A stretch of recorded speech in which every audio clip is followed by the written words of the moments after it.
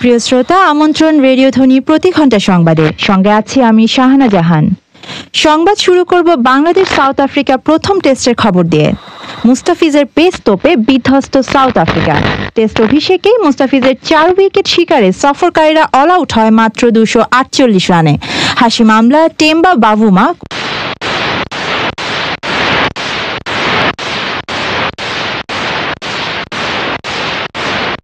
প্রথম ইনিংসে ব্যাট করতে নেমে বাংলাদেশের সংগ্রহ বিনা উইকেটে 6 রান। এবার অন্যান্য প্রসঙ্গ। রাজধানীর ইস্কাটনে চাঞ্চল্যকর জোড়া খুনের মামলায় সাংসদ পুত্র বখতিয়ার আলম রনিকে একমাত্র আসামি করে আদালতে চার্জশিট দাখিল করেছে গোয়েন্দা পুলিশ। দুপুরে ঢাকার সিএমএম কোর্টের সংশ্লিষ্ট শাখায় প্রতিবেদন জমা দেন মামলার তদন্ত কর্মকর্তা দীপক কুমার দাস। মহানগর হাকিম আমিনুল হক আগামী 13ই আগস্ট চার্জশিটের গ্রহণযোগ্যতার উপর শুনানির দিন ধার্য করেছেন। চার্জশিটে জোড়া খুনের এ ঘটনায় 3 প্রত্যক্ষদর্শী সহ 37 জনকে সাক্ষী করা হয়েছে। এছাড়া আলামত হিসেবে দাখিল করা হয়েছে হত্যাকাণ্ডে ব্যবহৃত রনির পিস্তল এবং গুলি। বখতিয়ার আলম রনির মা পিনু খান সংরক্ষিত আসনের সংসদ সদস্য ও মহিলা আওয়ামী লীগের কেন্দ্রীয় কমিটির ভারপ্রাপ্ত সাধারণ সম্পাদক। চলতি বছরের 13ই এপ্রিল রাতে নিউ ইস্কাটনে গাড়ি থেকে এলো পাথারি গুলি ছোড়েন রনি। এতে রিকশা চালক ও দৈনিক জনকণ্ঠ পত্রিকার অটো রিকশা চালক নিহত হন। 31শে মে রনিকে গ্রেফতার করে পুলিশ। এরপর 3 দফায় তাকে 14 দিন রিমান্ডে নেয় পুলিশ। মোবাইল সেট, পিস্তল, গুলি, মোট 12টা আইটেমের আলামত, সকল আলামত এখানে জমা দেওয়া হয়েছে। এখন মামলা তদন্ত শেষ, এখন বিচার কার্য শুরু হবে, বলছিলেন মামলার তদন্ত কর্মকর্তা দীপক কুমার দাস। দেশে ধনী ও দরিদ্রের মধ্যে আয় বৈষম্য কমেছে বলে জানিয়েছেন প্রধানমন্ত্রী শেখ হাসিনা। এছাড়াও মন্ত্রণালয়ের কাজে গতি আনতে সরকারি কর্মকর্তাদের প্রতি নির্দেশ দেন প্রধানমন্ত্রী। সকালে নিজ কার্যালয়ের কর্মকর্তাদের সঙ্গে মতবিনিময়কালে এসব কথা বলেন তিনি। আমাদের যে অর্জনের সব থেকে বড় কথা হলো যে আয় বৈষম্যটা কম, ধনীরা আরো ধনী হোক সেটা না, আমরা একেবারে নিম্নবিত্ত মানুষকে ধীরে ধীরে উপরে তুলে নিয়ে আসার চেষ্টা করছি, যার ফলে আজকে সকলের ক্রয় ক্ষমতা বেড়েছে। প্রধানমন্ত্রী কার্যালয়ের যারা আছেন তাদের দায়িত্বটা কিন্তু সব থেকে বেশি। একটা ফাইল আসলো, আবার কিছু প্রশ্ন আবার আসলো, এই প্রশ্ন আর ফাইল চালাতে সময় নষ্ট হয়। এই কালক্ষেপণটার জন্য কোনো মতে না হয় সে বিষয়টাও দেখতে হবে। বিনিয়োগ ও শিল্পায়নকে ত্বরান্বিত করার লক্ষ্যে বিনিয়োগ বোর্ড ও প্রাইভেটাইজেশন কমিশনকে এক করা হবে বলেও জানান প্রধানমন্ত্রী। বিএনপি ভাঙার জন্য সরকার কোনো চেষ্টা করছে না বলে জানিয়েছেন আওয়ামী লীগের সাধারণ সম্পাদক ও জনপ্রশাসন মন্ত্রী সৈয়দ আশরাফুল ইসলাম। সরকারের এ ধরনের কোনো পরিকল্পনা নেই বলেও জানান তিনি। দুপুরে দলের ধানমন্ডি কার্যালয়ে এক যৌথ সভায় তিনি কথা বলেন। প্রধানমন্ত্রী শেখ হাসিনা প্রশাসন নিয়ে কোনো রাজনীতি করেন না, সরকারের প্রশাসনকে স্বাধীনভাবে কাজ করার সুযোগ দেওয়ার নীতিতে বিশ্বাসী বলেও মন্তব্য করেন সৈয়দ আশরাফুল ইসলাম। কারা ভাঙছে, কারা ভাঙতে চাইছে তাদেরকেও আমরা চিনি না। আমরা চাই সমস্ত গণতান্ত্রিক দলগুলো গণতান্ত্রিক এনভায়রনমেন্টে তাদের দায়িত্ব পালন করবে। আগামী কয়েকদিনের মধ্যে ইলেকশন কমিশনার আমাদেরকে আমন্ত্রণ জানাবেন। আমাদের গণতন্ত্র বাংলাদেশের সংবিধান উপর ভিত্তি করেই আমরা আমাদের প্রস্তাবনা সেখানে উপস্থাপন করব, যুক্তিতর্ক সেখানে তুলে ধরব। বিএনপির রাজনৈতিক ভবিষ্যৎ নিয়ে কোনো উৎকণ্ঠা নেই, এমনটাই মনে করেন দলের সিনিয়র নেতারা। তাদের মতে শিগগিরই দুঃসময় কেটে যাবে 36 বছর পার করা এই দলটি। বিএনপি বর্তমান হালচাল নিয়ে আজহারুজ্জামান লিমনের ধারাবাহিক রিপোর্টের আজ শুনুন শেষ পর্ব।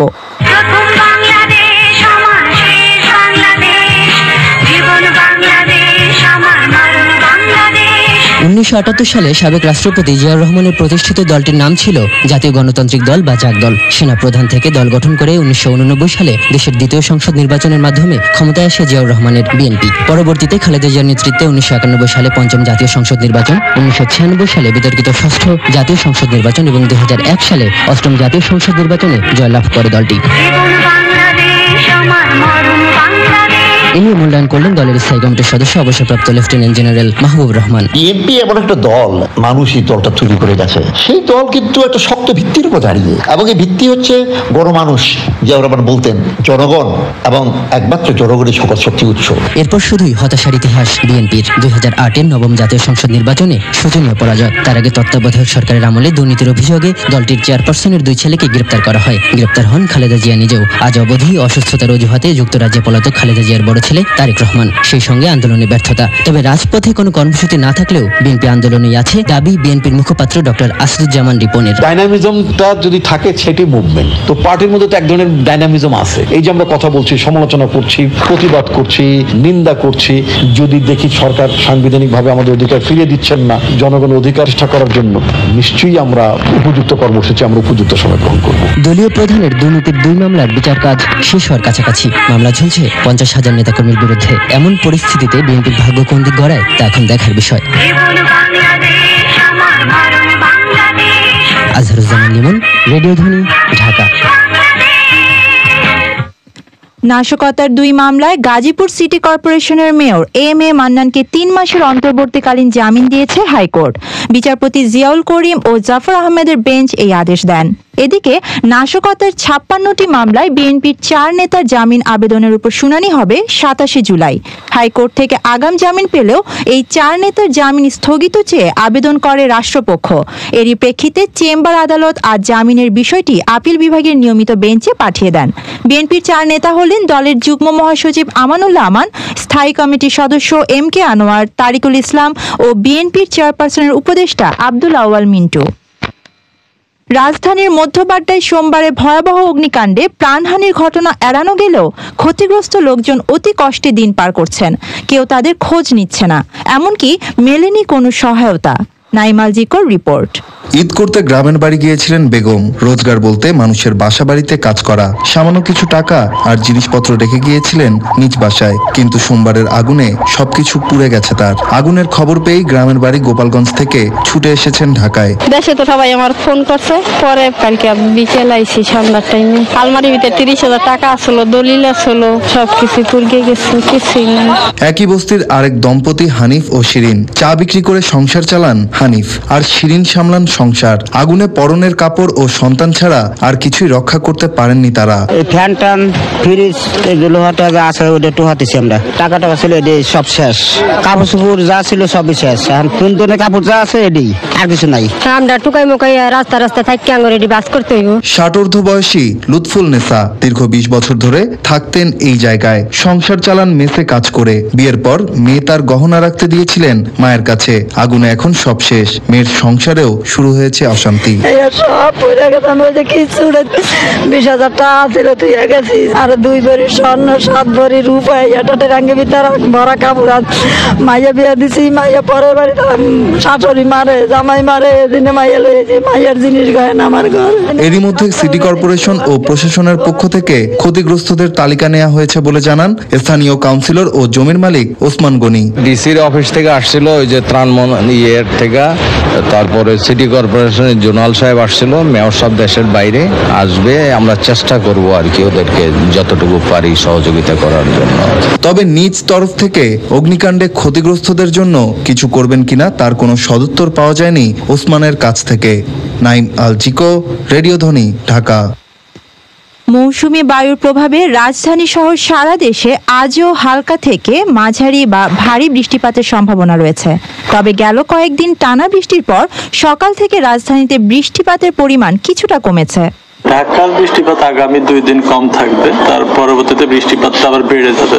আগামী 24 ঘন্টার তাতে দেশের উত্তরাঞ্চলে বৃষ্টিপাতের পরিমাণটা বাড়বে, দক্ষিণ অঞ্চলে বৃষ্টিপাতটা কিছুটা কমে যাবে, তার পরবর্তীতে বৃষ্টিপাতটা সারা দেশে বাড়বে, বলছিলেন আবহাওয়াবিদ হাফিজুর রহমান। ঈদের ছুটি শেষে ঢাকায় ফিরতে শুরু করেছে মানুষ। অফিস খোলার প্রথম দিনে গতকাল ঢাকামুখী মানুষের ভিড় কম থাকলেও আজ অনেকটাই বেড়েছে। তবে বৃষ্টির কারণে ঢাকায় এসেই বিড়ম্বনায় পড়তে হয়েছে। রেজন শিকদারকে সঙ্গে নিয়ে বিস্তারিত জানাচ্ছেন আক্তার হোসেন। ঈদ উপলক্ষে সরকারি ছুটি শেষ হয়েছে রোববার। তবু প্রিয়জনের সঙ্গে ঈদ উদযাপন করতে যারা ঈদের ছুটির সাথে বাড়তি 2-1 দিন ছুটি নিয়েছিলেন তারাও ফিরতে শুরু করেছেন ঢাকায়। সবার সঙ্গে ঈদ করলাম, অনেক ভালো লাগলো। কর্মব্যস্ততার কারণেই জলদি ফেরা, ছুটি শেষ, এই জন্য আমি আবার চলে আসছি তাড়াতাড়ি। বৃষ্টিতেই আসলাম ঢাকায়, কালকে থেকে অফিস শুরু, কিছু করার নেই, কাজের ব্যস্ততা, এই জন্য চলে আসলাম। স্কুল টুল খুলে যাচ্ছে তাই। অন্যান্য বারের মতো এবার ঢাকায় ফেরার পথে তেমন ভোগান্তি হয়নি যাত্রীদের। নির্দিষ্ট সময়ে পৌঁছাচ্ছে বাস, ট্রেন, এমনকি লঞ্চগুলো। প্রিয়জনের সঙ্গে ঈদের মধুর স্মৃতি নিয়েই ঢাকায় ফিরছেন তারা। রাস্তাঘাট তো আজকে ফ্রি আছে, জ্যাম নাই, মোটামুটি ফ্রি আছে। গ্রামের বাড়িতে গেছিলাম ছুটি কাটাতে, কিন্তু যতটা আনন্দ করতাম ততটা বৃষ্টির জন্য করতে পারি নাই। সবার সাথে মিলেমিশে করছি, আলহামদুলিল্লাহ খুব মজা হচ্ছে। এমনিতে ভালোই লাগছে আর কি, বিভিন্ন জায়গায় গেছি। ঈদে মোটামুটি ভালোই আনন্দ করলাম। রাস্তা মোটামুটি ফাঁকা, যাওয়ার সময় একটু জ্যাম পেয়েছি হালকা। রাজধানীর বিভিন্ন বাস ও নৌ টার্মিনাল এবং কমলাপুর রেল স্টেশন ঘুরে দেখা গেছে এবার যাত্রী ভোগান্তি কমাতে প্রশাসনের পক্ষ থেকেও কড়া নিরাপত্তা ব্যবস্থা নেওয়া হয়েছে। অভিযোগের ভিত্তিতে আমরা কাজ করছি, এমনি যাত্রী হয়রানি যেগুলো ছিল সেগুলো দূর করেছি, এছাড়াই পকেট মার ধরেছি। 9টা আন্দোলনগর ট্রেন ইতিমধ্যে আজকে কমলাপুর স্টেশনে পৌঁছে গেছে এবং সবগুলো ট্রেনে কিন্তু যথাসময়ে আসছে। তবে এবার ফিরতি পথে ভোগান্তি না হলেও ঢাকায় পৌঁছেই বৃষ্টি এবং সিএনজি অটোরিকশা বা রিক্সা না পেয়ে সমস্যায় পড়েছেন অনেকেই। গাড়ি পাইতাছি না, মিরপুর যাইমু 13 নম্বরে, 2 ডবল বেশি নিচ্ছে ভাড়া আরো। বাইরে গাড়ি খুঁজতেছি এটাই। তবে ঈদের সময় যারা ছুটি পাননি তাদের অনেকেই এখনো যাচ্ছেন গ্রামের বাড়িতে। আক্তার হোসেন, রেডিও ধ্বনি, ঢাকা। এবার ঈদে বেশ কয়েকটি বাংলা চলচ্চিত্র মুক্তি পেয়েছে। এর মধ্যে দু একটি সিনেমা দর্শকদের মধ্যে বেশ সাড়া ফেলেছে। ঈদের ছবি নিয়ে রিপোর্ট করছেন গুলজার দীপু।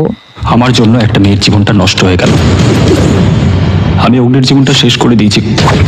প্রতিদিনই বাইরে যেখানে বৃষ্টির বিড়ম্বনা, সেখানে ঈদের সময়টা ভালো কাটানো যেতে পারে সিনেমা দেখে। রাজধানীর বিভিন্ন প্রেক্ষাগৃহে তাই চলচ্চিত্র অনুরাগী মানুষের ভিড়। এই ঈদে মুক্তি পেয়েছে পদ্মপাতার জল, অগ্নি 2, লাভ ম্যারেজ। শুনে এসেছি পদ্মপাতার জল একটা মুভি বের হচ্ছে, আর আমার প্রিয় একটা গল্প এটা পদ্মপাতার জল, আর সেজন্যই দেখতে আসি। ওয়াইফকে নিয়ে আসলাম দেখার জন্য। আমি দেখেছি অগ্নি 2, খুব ভালো লেগেছে। পরিচালক তন্ময় তানছেন জানান, ভিন্ন ধাঁচের গল্প আর চমৎকার সব গানের জন্য দর্শক প্রিয়তা পেয়েছে পদ্মপাতার জল চলচ্চিত্রটি। পদ্মপাতার জল বেসিক্যালি এটা একটা ফ্যামিলি মুভি। এই পর্যন্ত যারা যারা দেখেছেন একটা প্রপার গল্পের ছবি, ডেফিনেটলি মানুষ দেখতে যায়। এখন পর্যন্ত আমরা অনেক ভালো সাপোর্ট পাচ্ছি। আর জাজ মাল্টিমিডিয়ার প্রধান নির্বাহী কর্মকর্তা আলিমুল্লাহ খোকন জানান, দেশের 104টি প্রেক্ষাগৃহে অগ্নি 2 চলচ্চিত্রটি প্রদর্শিত হচ্ছে। ছবিটা একেবারে লোক হলে দর্শক ছিল কানায় কানায় ভরপুর, এবং যেগুলি ব্যবসা সফল করার মতো হল সেগুলিতেই গেছে ছবিগুলি। রাজমণি সিনেমা হলের ব্যবস্থাপক মোহাম্মদ ওহিদ জানান, ঈদের দিন থেকে বেশিরভাগ শোই হাউসফুল। পদ্মপাতার জল ছবিটা যারাই দেখতেছে তারা সবাই বলতেছে খুবই সুন্দর ছবি। এই ছবি সচরাচর পাওয়া যায় না। যারা সিঙ্গেল দেখে যেতেছে, পরবর্তী তারা ফ্যামিলি নিয়ে আসতেছে, বৃষ্টিতে ভিজে আসতেছে। বৃষ্টিটা না হলে আরো ভালো দর্শক হতো। গতকালকে আমাদের হাউসফুল হয়েছে। আবার যারা পশ্চিমা চলচ্চিত্র দেখতে আগ্রহী তারা ছুটছেন বসুন্ধরা সিনেপ্লেক্স অথবা যমুনা ফিউচার পার্কের ব্লকবাস্টার সিনেমায়। এসব জায়গায় দেখানো হচ্ছে মিনিয়ন্স ও জুরাসিক ওয়ার্ল্ড। মিনিয়ন্স প্রিভিয়াস যে পার্টগুলো ছিল সেগুলো দেখছিলাম, তো ওই জন্য বেশ ভালো লাগছিল। আর ওয়াইফকে নিয়ে আসলাম দেখার জন্য। আমি আসছি জুরাসিক ওয়ার্ল্ড ছবি দেখার জন্য। মানে সবার একটা ভিতরে চাহিদা আছে